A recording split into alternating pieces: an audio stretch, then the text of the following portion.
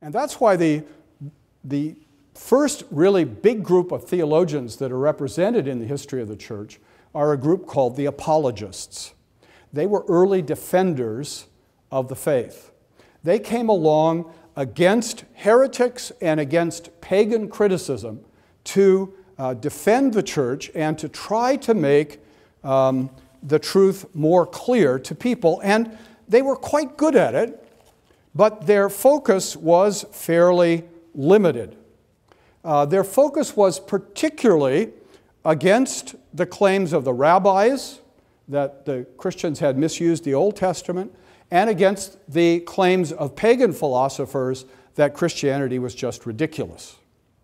And so we see in the Apologists, and the most famous was probably Justin Martyr from the middle of the 2nd century. His last name wasn't Martyr. He died a martyr, so he's Justin the Martyr. Justin had been a philosopher, trained in pagan philosophy, was then converted, spent a lot of his time as a converted Christian showing how Jesus fulfilled the Old Testament, but also spent a lot of time answering the pagan critique of Christianity. And he represents the track that a lot of these early defenders of the faith took.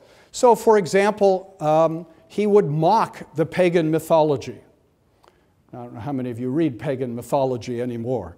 It used to be something all educated people in the Western world had to know. But the Apologists were exactly right. When you go back and read that pagan mythology, you are sort of overwhelmed by the immorality and the absurdity of the action of the gods. And so for the Apologists, it was rather easy to hold up Greek mythology, Roman mythology, and say, look, are these really the gods you want to follow? Are these, if these claims were true, would these be admirable gods? And so they were able very effectively to critique a lot of the ancient religion. They also critiqued a good deal of the philosophy of the pagans by showing the contradiction of the pagan philosophers. You're so proud of your philosophers, but they contradict one another. Truth is one. Truth can't be contradictory, so these philosophers are not reliable guides. They attacked idol worship. Interestingly, again in the providence of God, there was a growing interest and a growing conviction about monotheism in the ancient world. Pagans were beginning to think polytheism didn't really make sense. And so to be able to attack polytheism, to be able to attack idol worship in the name of a more spiritual God and a more spiritual religion actually resonated with a lot of pagans. And so they were able to say, look, our religion isn't full of absurd myths. Look at the life of Jesus and the admirable way in which he lived. Look at our conception of God, which is monotheistic and makes sense, a single God. Look at our theology that has integrity, that is not contradicting itself. Look at the morality of the people who have been drawn to Christ and have been changed by him. Look at what a difference Christ has made.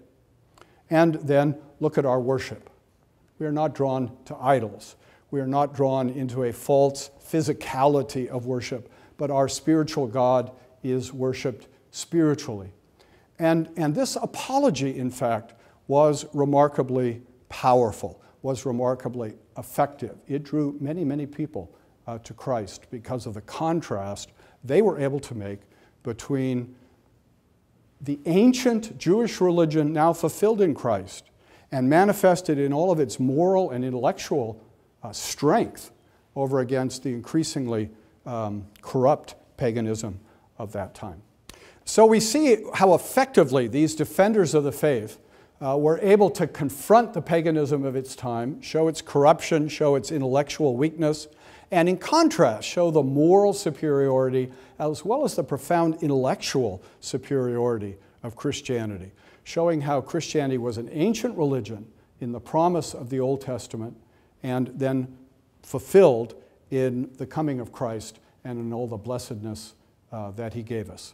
So we'll stop there and we'll go on next time to look more at defenders and articulators of the faith in this early period.